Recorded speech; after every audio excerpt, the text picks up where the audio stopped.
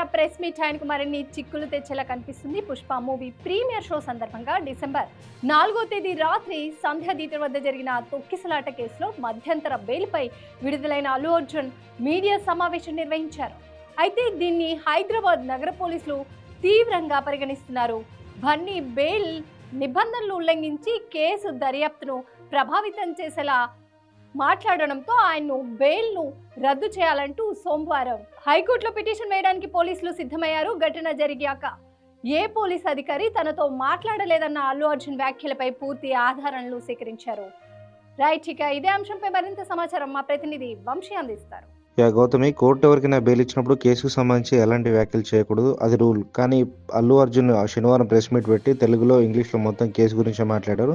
అయితే ఇది చట్టవిరుద్ధం అని పోలీసులు అటు న్యాయ నిపుణులు కూడా ఇదే భావిస్తున్నారు. హైకోర్టు షరతులతో కూడిన బెయిల్ ఇచ్చిందనే విషయాన్ని అల్లు అర్జున్ మర్చిపోకూడదని అంటున్నారు. అయితే ఇదే విషయంపై సీఎం రేవంత్ రెడ్డి కూడా అసెంబ్లీలో మాట్లాడారు. మరి కేసు కోర్టు పరిధిలో ఉన్నప్పుడు సీఎం కూడా అలా మాట్లాడకూడదని కొందరు ఇదే భావిస్తున్నారు. ప్రభుత్వంపై నెగిటివ్గా జరుగుతున్న ప్రచారాన్ని ఖండించేందుకు ఆయన మాట్లాడారని మరికొందరు చెప్తున్నారు. ఈ క్రమంలోనే అల్లు అర్జున్కు ఇచ్చిన మధ్యంతర బెయిల్ను రద్దు చేయాలంటూ చిక్కడపల్లి పోలీసులు సోమవారం హైకోర్టులో పిటిషన్ దాఖలు చేసే అవకాశం ఉన్నట్టుగా తెలుస్తుంది. అల్లు అర్జున్ తన న్యాయ బృందానికి చెందిన నిరంజన్ రెడ్డి, అశోక్ రెడ్డి సలహా మేరకే మీడియాతో మాట్లాడారని మనకు తెలుస్తుంది.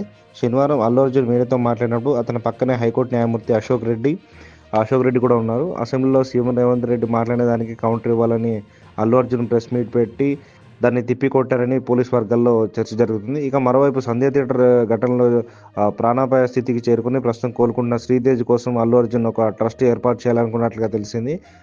అల్లు అర్జున్, సుకుమార్, మైత్రి మూవీ మేకర్స్ వీరు ముగ్గురు కలిసి దాదాపు 2 కోట్లను ట్రస్ట్లో జమ చేసి శ్రీతేజ్ వైద్యం భవిష్యత్తు కోసం ఖర్చు చేయాలనుకున్నట్లు తెలుస్తుంది.